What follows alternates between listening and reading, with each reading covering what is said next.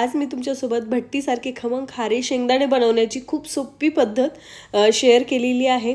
तर खूप जास्त वेळ नाही लागत ना, शेंगदाणे आपल्याला उकळण्याची गरज आहे, खूप झटपट होतात।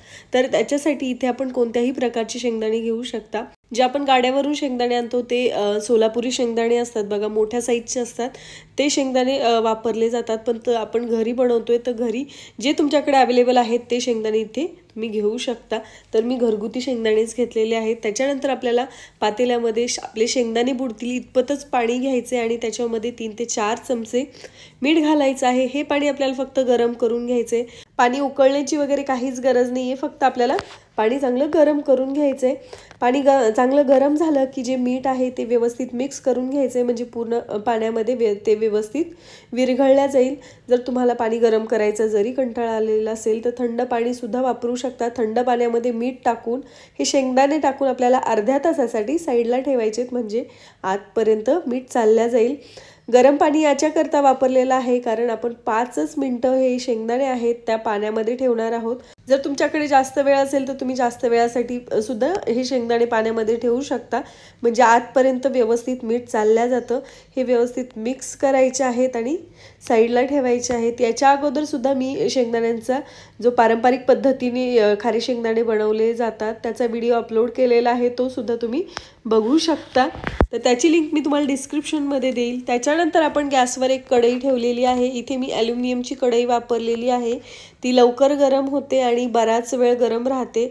ॲल्युमिनियमची वापरा किंवा मग लोखंडी कढई वापरली तरीही चालेल। याच्यामध्ये आपल्याला मीठ टाकायचं आहे, कोणत्याही प्रकारचं तुम्ही मीठ इथे वापरू शकता। तर तुम्हाला असं वाटेल की एवढं महागाचं मीठ याच्यामध्ये वापरायचं आणि ते परत वेस्ट जाईल, तर असं नाही। तर हे मीठ जरी काळं पडलं तरी ते तुम्ही परत वापरू शकता, फुटाणे भाजण्यासाठी, शेंगदाणे भाजण्यासाठी किंवा बेकिंगसाठी वापरू शकता। तर हे मीठ आपल्याला चांगलं कडकडीत गरम करून घ्यायचंय। जर तुम्हाला हे मीठ वापरायचं नसेल तर तुम्ही बाजारात खडे मीठ भेटतं, ते खूप स्वस्त असतं, ते आणून मिक्सरला फिरवून ते मीठ वापरू शकता। त्याने काय होईल, आपले मिक्सरचे पाते आहेत ते सुद्धा धारदार होतील आणि कमीत कमी खर्चामध्ये आपल्याला मीठ सुद्धा भेटेल। आपलं जे मीठ आहे ते चांगलं गरम झालेलं आहे, वरपर्यंत त्याची वाफ चांगली लागतीये। असंच आपल्याला मीठ चांगलं कडकडीत गरम करून घ्यायचंय। त्याच्यानंतर आपल्याला पातेल्यातले जेवढे लागतील तेवढेच शेंगदाणे घ्यायचेत। एकदाच खूप जास्त शेंगदाणे टाकायचे नाहीयेत। एकदाच खूप जास्त प्रमाणात जर आपण शेंगदाणे याच्यामध्ये टाकले तर ते व्यवस्थित भाजले जात नाहीत। त्याच्यासाठी आपल्याला थोडे थोडे शेंगदाणे टाकून आपल्याला हे भाजायचे आहेत। सुरुवातीला तुम्हाला दिसत असेल की शेंगदाण्यांना खूप जास्त प्रमाणात मीठ लागलेलं आहे, पण जसे आपले शेंगदाणे भाजल्या जातील तसं तसं ते शेंगदाण्यांवरचं मीठ आहे ते निघून जाईल। आणि शेंगदाणे टाकल्यानंतर आपल्याला गॅसची फ्लेम लो करायची आणि लो फ्लेमवरच आपल्याला खमंग खरपूस भाजायचे आहेत। ही टिप लक्षात ठेवायची, जर तुम्ही नंतर सुद्धा हाय फ्लेम केली तर आपले शेंगदाणे आहेत ते जळतात, व्यवस्थित आतपर्यंत भाजल्या जात नाहीत। त्याच्यासाठी आपण शेंगदाणे मिठामध्ये टाकले की गॅसची फ्लेम लो करायची आहे आणि लो फ्लेमवरच खमंग खरपूस होईपर्यंत भाजायचे आहेत आणि सतत आपल्याला हे शेंगदाणे आहेत ते हलवत राहायचेत। हे बघा, गॅसची फ्लेम मी लोच ठेवलेली आहे, लो फ्लेमवरच मी हे भाजून घेते।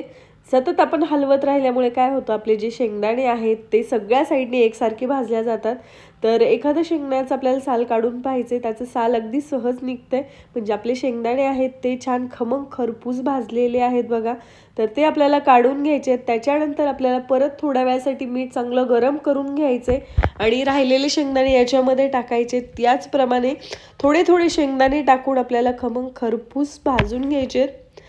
जसे जसे शेंगदाणे भाजू आपण तसं तसं मिठाचा रंग तो काळा होत जातो। हे पहा, या पद्धतीने आपण सगळे शेंगदाणे आहेत ते भाजून घेतलेले आहेत, एकदम छान खमंग खरपूस भाजलेले आहेत। जसे मार्केटमध्ये भेटतात तसेच आपले शेंगदाणे झालेले आहेत बघा। तुम्ही घरगुती शेंगदाणे वापरले तरी सुद्धा त्याची चव भन्नाट लागते।